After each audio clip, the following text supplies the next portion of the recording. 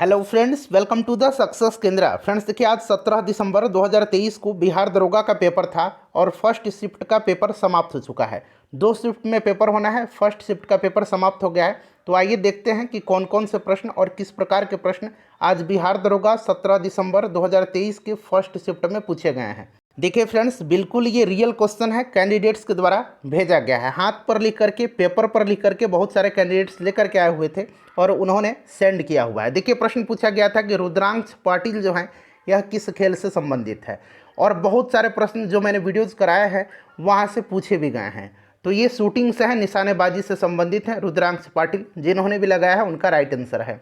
उसके बाद एक पुस्तक पूछा गया था कि स्पिरिट ऑफ द लॉज पुस्तक के लेखक कौन है, तो इसको लिखा है मॉन्टेस्क्यू ने लिखा है। जो लोग एग्ज़ाम दे करके आए हैं वो लोग बखूबी, उनके सामने ऑप्शन भी था, तो आप लोग बताइए कि क्या यह प्रश्न पूछा गया था। ठीक है, और आप लोग अपना अपना स्कोर भी बताइएगा ताकि कट ऑफ का सही सही अंदाज़ा लगाया जा सके। जैसे ही ओरिजिनल क्वेश्चन पेपर मेरे पास आता है मैं आपको अपलोड कर दूंगा।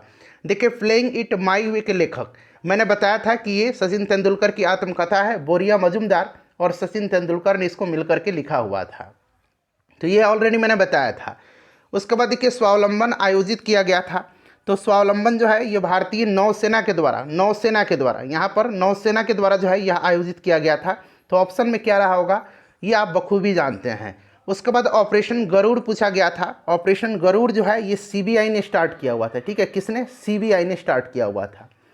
उसके बाद देखिए, 5th India Asian trade summit जो है ये कहाँ आयोजित हुआ था, ये प्रश्न पूछा गया था। तो ये मलेशिया के कुआलालंपुर में हुआ था। उसके बाद एक ई विद्या V1 स्कूटर है, ठीक है ना, यह किसके द्वारा लॉन्च किया गया था, ये प्रश्न पूछा गया था।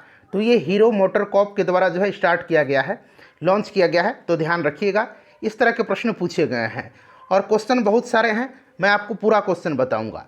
देखिए, अंत्योदय अन्न योजना था, शायद ये कब लॉन्च किया गया था, तो फ्रेंड्स ये 2000 में लॉन्च किया गया था। उसके बाद ई सारस एक एप्लीकेशन है, शायद पूछा गया था कि किसके द्वारा, किस मिनिस्ट्री के द्वारा लॉन्च किया गया है, तो मिनिस्ट्री ऑफ रूरल डेवलपमेंट के द्वारा, रूरल डेवलपमेंट, ठीक है ना, रूरल डेवलपमेंट के द्वारा। उसके बाद बिहार का क्षेत्रफल पूछा गया है। बिहार स्पेशल वाले में मैंने ये कराया हुआ था। बिहार का क्षेत्रफल 94,163 वर्ग किलोमीटर है। मैंने बताया भी था कि आपके जवान पर होना चाहिए, और देखिए ये प्रश्न पूछ लिया गया है।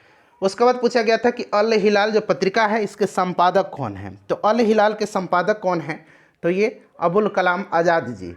ठीक है, उसके बाद पूछा गया था कि अस्थाई बंदोबस्त, तो अस्थाई बंदोबस्त जो है आपको याद होगा कि ये लॉर्ड कॉर्नवालिस ने स्टार्ट किया था। अस्थाई बंदोबस्त से एक प्रश्न था। उसके बाद देखिए, मुख्यमंत्री का गठन का अनुच्छेद पूछा गया था। तो ये शायद आप लोग बताइएगा, 164 आर्टिकल है। उसके बाद पूछा गया था कि पंचायती राज से संबंधित समिति का नाम एक पूछा गया था, उसमें बलवंत राय मेहता समिति का नाम था। ठीक है ना, तो एक प्रश्न पूछा गया था, वास्को डिगामा भारत कब आया था, तो 1498 में वास्को डिगामा भारत आया था। उसके बाद मगध की राजधानी पूछा गया था। तो बार बार मैंने बताया कि गिरिब्रज या राजगृह राजधानी थी, प्रारंभिक राजधानी।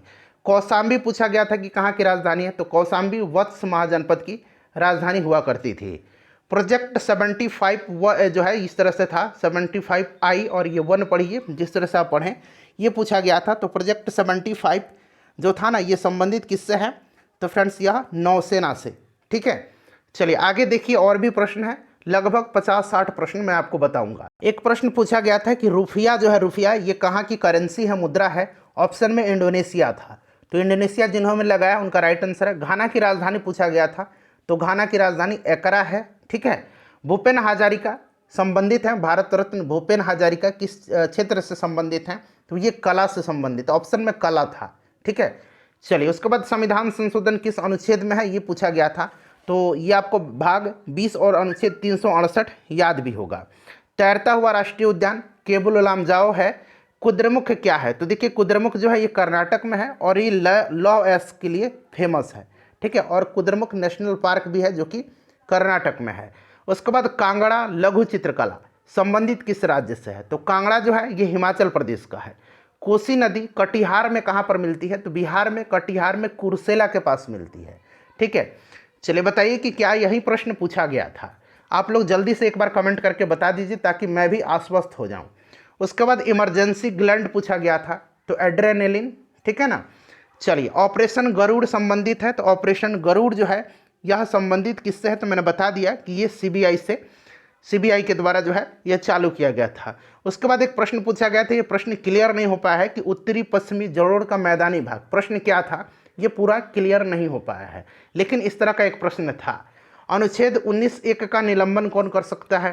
पृथ्वी दिवस मनाया जाता है 22 अप्रैल के दिन, ये मैंने चीख कर कई बार बताया था। ठीक है, नई जलोढ़ मिट्टी को क्या कहते हैं, तो इसको खादर कहा जाता है और पुरानी को बांगर कहा जाता है। उसके बाद प्रथम विश्व युद्ध के बाद रूस किस संधि के तहत अलग हुआ था, तो ये ब्रेस्ट लिटोवस्क की संधि है, ब्रेस्ट लिटोवस्क की संधि के तहत अलग हुआ था। प्रयाग प्रशस्ति के लेखक पूछा गया था, तो ये हरिसेन है, आपको भी बखूबी याद होगा। ठीक है, आपको भी याद होगा। बिहार का क्षेत्रफल पूछा गया था। क्लियर, और भी बहुत सारे प्रश्न पूछे गए हैं फ्रेंड्स, मैं आपको बताते चलता हूँ। ठीक है, चलिए अब यहाँ पर आप लोग ध्यान दीजिए और क्या क्या प्रश्न पूछे गए थे, तो और प्रश्न मैं आपको बता देता हूँ। देखिए, एक प्रश्न पूछा गया था, मैं बताता हूँ आपको, कि राष्ट्रीय आय बराबर होती है, ये जीडीपी ये सब दिया हुआ था। ठीक है, ऑप्शन में। उसके बाद पूछा गया था शायद एक प्रश्न कि मुगल और मेवाड़ के बीच समझौता कब हुआ था, ऐसा एक प्रश्न आया हुआ था।